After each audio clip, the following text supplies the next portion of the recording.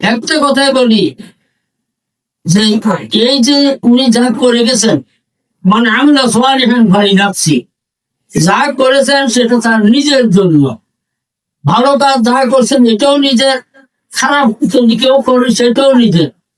এটা আল্লাহ মাফ করেওয়ালা। তো আমরা আজকে দোয়ার মাহফিল আলোচনাও যথেষ্ট হয়েছে। এই আজানের আর কয়েক মিনিট বাকি আছে, আমরা আর কথা না বাড়াই, এতটুকু দোয়া করি আল্লাহ যেন হাজু মমিন সাহেব, ওনার বাবা, ওনার নানা এবং ওনার বংশের থেকে এই এলাকার আরো যত মানুষ দুনিয়ার থেকে ইন্তেকাল করে গেছে সবাইকে আল্লাহ যেন মাগফিরাত নসিব করেন। সবাই বলেন আমিন।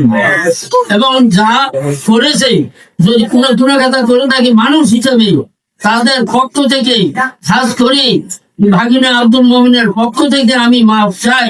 আপনারা নিয়ে আল্লাহ যেন ওনাকে মাফ করে দেন। আর ওনার আখিরাতের জিন্দেগিটা, দুনিয়ার জিন্দেগিটা যেরকম ওনার প্রশংসিত, আখিরাতের জিন্দেগিটাও যেন এরকম প্রশংসিত হয়। সবাই বলেন আমিন।